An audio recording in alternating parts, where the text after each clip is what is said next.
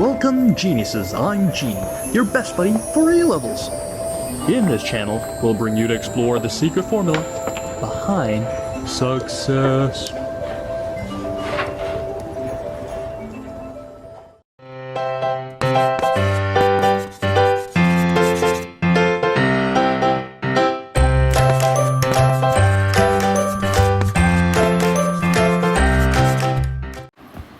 For this question, you can find it in your tutorial, alright, page 84 if you have it. But you can also look under November 2000 paper 3, question 6. This is under the old format. Right, for this question, they gave you the maximum KE versus the frequency graph. So to find the threshold frequency is this point here, which is the minimum frequency to cause photoelectric emission. So this is your answer. Now the maximum KE when the frequency is this, so you just have to read from the graph at this frequency, what is the maximum KE. It so happens to be 4.8 electron volts, but you want your answer in joules, so you just convert to joules by multiplying the charge of an electron. And the last part, use the photoelectric equation and your answers to determine the Planck constant. Actually, you can actually substitute a point into the equation, also can, or if you want something faster, you can also do the gradient, because you already have these two coordinates. One was your threshold, another one was the maximum KE at this frequency. But make sure when you substitute, everything has to be in joules and hertz. All right, so take this value not in terms of 4.8 electron volts, but take in terms of joules. Find the gradient, and that should give you the Planck constant. And for this question, they want you to find name the effect first. So the effect is photoelectric effect. You must say photoelectric effect. And then once again, same graph, KE versus frequency, determine the threshold. Now the problem is this graph, they didn't draw the line of best fit, so you just have to draw a line of best fit where it intersects the x-axis, which is your threshold frequency. You read that value. So you can have a range of values. It doesn't have to be the same as mine, since you will have to draw a best fit. So this is the answer I have, but there's a range given. To find the Planck constant, once again you can find the gradient. Pick this point since it's a threshold. Pick another point along this graph. Make sure it's far apart. These 2 points are not too near. Must be further than half the size of your drawn line to be more accurate. Then you substitute the 2 points into your gradient, and then you should be able to get your Planck constant. Now this one, they want you to draw a line to show the variation of frequency F for the maximum KE of emitted electrons for a second metal which has a lower work function. Now remember, I told you that once you have a graph of KE max versus frequency, the y-intercept is your negative work function. So if it is a lower work function, example is like this. If let's say your original work function was 5, your y-intercept will be negative 5. If you have a lower work function like 4, your y-intercept becomes negative 4. In other words, it will be less negative. So to get a less negative y-intercept here, you must move up, right? So that means you must shift your graph to the left. Now you want to shift how much also can, but make sure it doesn't exceed the origin here, because it still has to have a negative y-intercept. And make sure that the line that you draw must be parallel to this line, because the gradient must be the same, because the gradient represents Planck constant.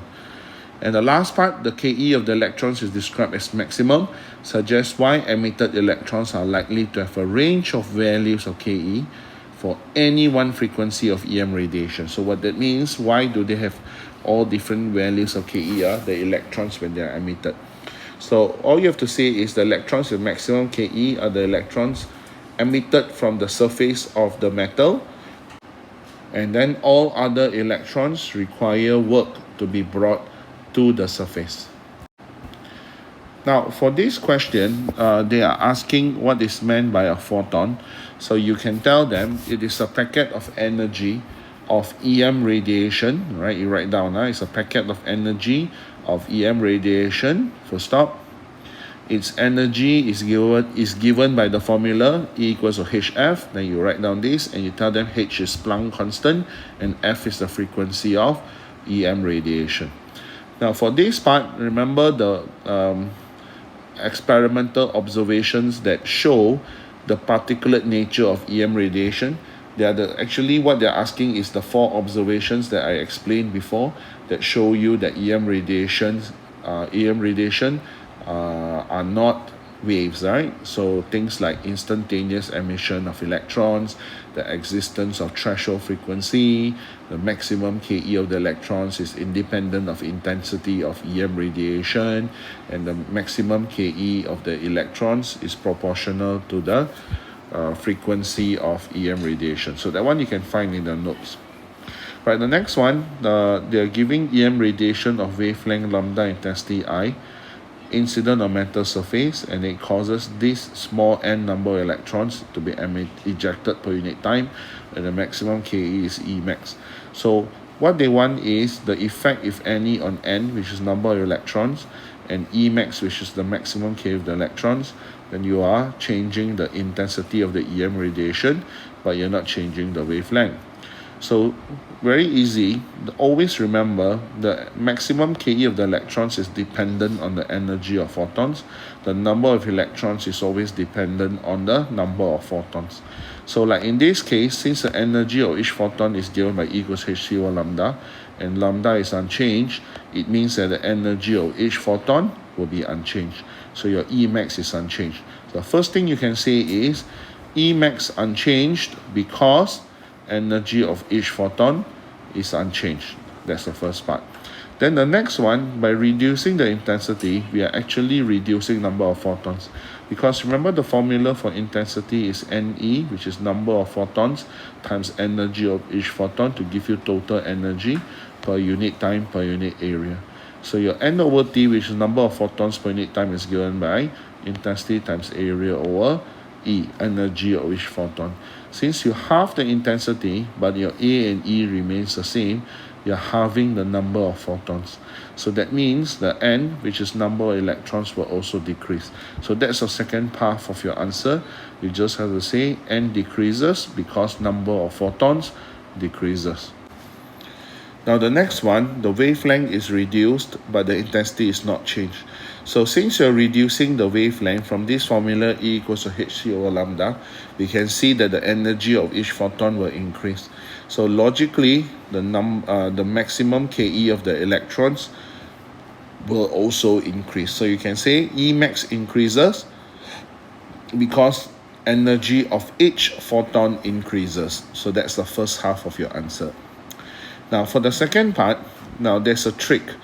So if you think about it, if you don't touch the intensity, so most people will think, so therefore your number of photons will remain the same. But we must be careful though. Your intensity formula is this whole thing here.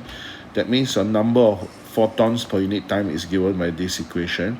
Now, since you have already reduced the wavelength, it means the energy of each photon increased. So it means that when E is higher, but your intensity is lower, all right, you'll have fewer photons per unit time. Now, let me repeat that. You have higher energy, higher value of E, all right? Here, value of E is higher, but your I is constant, so your N over T will decrease. Now, how is that logical? Because intensity is your total energy per unit time per unit area, so that is constant, but each photon now carries more energy, so therefore you will need fewer photons, or rather fewer photons are arriving because each photon carries higher energy. So since your number of photons per unit time decreases, your number of electrons ejected per unit time also decreases. So you can write N decreases because number of photons per unit time decreases, right? N decreases because number of photons per unit time decreases. Right, for this next question, you don't have to explain what is meant by photon since we've already done it before. But let's talk about the next part. To find the energy of this photon of this wavelength, just use E equals to hc over lambda. And then for the next part, the ratio of energy of 700 over 350, actually you don't have to calculate all over again for 700 nanometers, because from the formula E equals to hc over lambda, hc is constant, so the ratio of the energy is opposite ratio to the wavelength. So energy of 700 over 350 will be equals to 350 over 700. That's it. So therefore it's just 0.50. Now the next one, they're saying that the two beams of monochromatic light have initial intensities, which are your 700 and 350 nanometers. And they are incident separately on two different metal surfaces, three different metal surfaces. In other words, each of these metal surface, all right, you shine both these two wavelengths on each of these surface, right? So, and the work functions are given. So what is meant by the work function of the surface? So the definition of work function is simply minimum work done to remove an electron from the surface of the metal. All right, so that one you can find in the notes as well. Right, the next part, state which combination, if any, of the monochromatic light and metal surface could give rise to photoelectric emission. Now, you need to give a quantitative explanation, so some kind of calculation.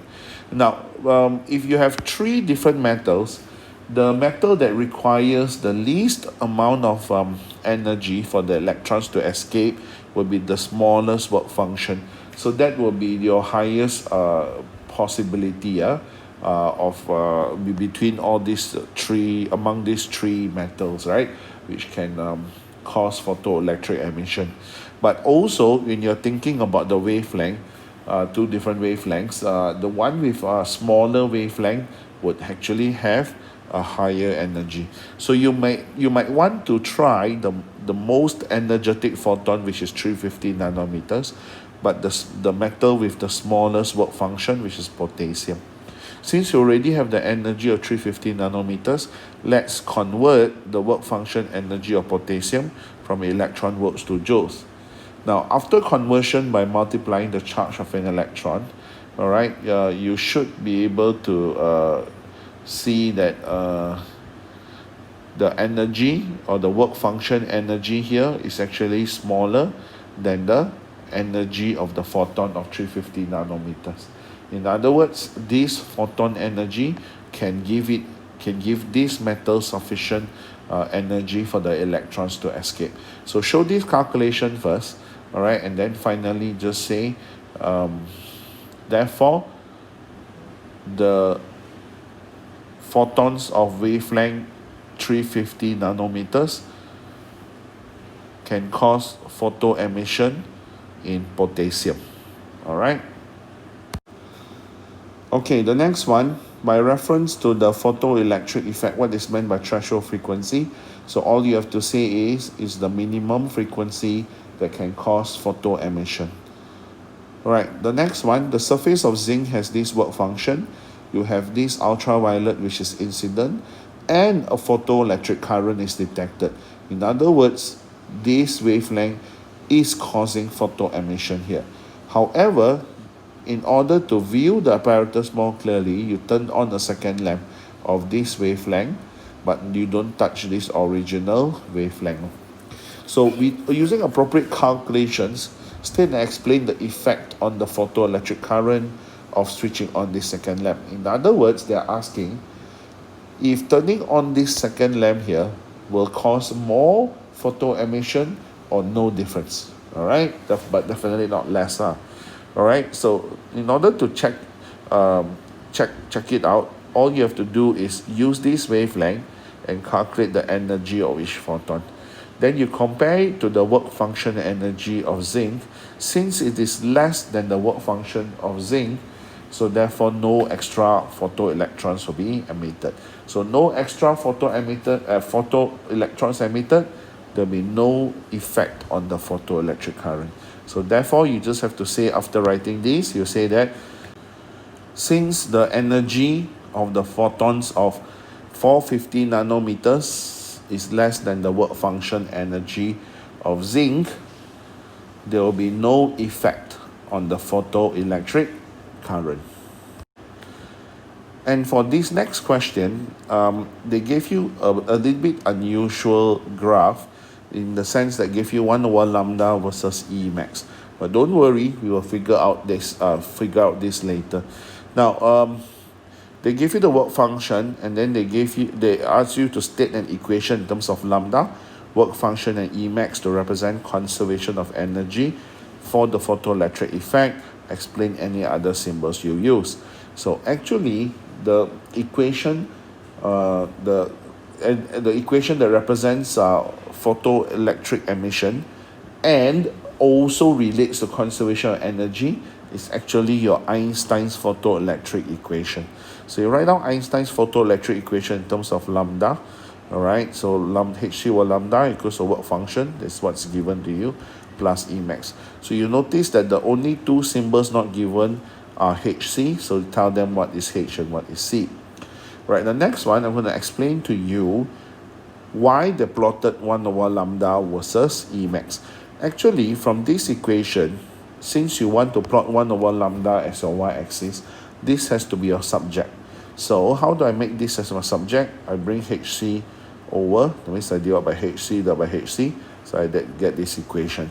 So rearranging these two becomes here, so it's easier to see. So I'm plotting 1 over lambda here versus E max, that's my y-axis, my x-axis. So compared to y equals to mx plus c, the straight line equation, you'll notice that 1 over Hc is a gradient and work function over Hc is a y-intercept. Now, the next part, they ask you to find the work function energy. Now, you might be tempted to use the y-intercept because it has work function. Obviously, you can't use gradient because there's no work function. So, some people say, can I use the y-intercept since h and c are constants and I can get the y-intercept by extrapolating the graph, all right, because they give you only a short line, so you're supposed to extend it, right? Not. The problem is, to find the work function, I will need to use h and c. Normally, there wouldn't be a problem, except that for this question, they needed you to find the Planck constant in the next part, implying that you probably can't use the existing work function, existing constant for Planck constant in your data sheet. So if you can't use the constant given to you in the data sheet, so what are our alternatives? Now, in every graph, the properties of the graphs that are supposedly constant are your gradient, your y-intercept, but many people forget that there's also a third quantity called your x-intercept. So you can actually refer to your graph for the x-intercept, and you should get a value of 3.9, negative 3.9 times 10 to the power negative 19. Now, why is this important? Now, if I were to think about this equation, right, 1 over lambda equals to E max over Hc plus work function over Hc, which I've written here again. Now, for the x-intercept here, you notice that the y-axis is 0. That means your 1 over lambda is 0. So if the 1 over lambda is 0, you can actually cancel off your Hc at the bottom because it's equals to 0. So that way, I don't have to use the H and C anymore. So my work function is simply just bring this over, negative of the E max. And if you notice, my x-intercept is a negative 3.9 times 10 to the power negative 19. So the negative conveniently cancels off to give me a positive work function. Now, for the last part, to find the Planck constant, you have actually two choices, since you can use gradient or y-intercept. But of course, y-intercept will be faster because you only need 1 point. Gradient will be a bit more tedious, got to take 2 points. Since you already found the work function from here, just find the y-intercept from here, which I obtained as 1.95 times 10 to the power of 6, right? 1.95 times 10 to the power of 6. So substitute the other quantities like your work function, your speed of light in vacuum, 3 times 10 to the power of 8, and you should be able to get your Planck constant.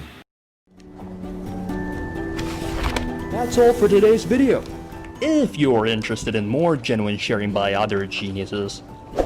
Please subscribe to our channel and don't forget to turn on the notification bell, ding dong. Also, if you're struggling with one or two past year questions and the mark scheme just doesn't seem to help, Genie has got you covered.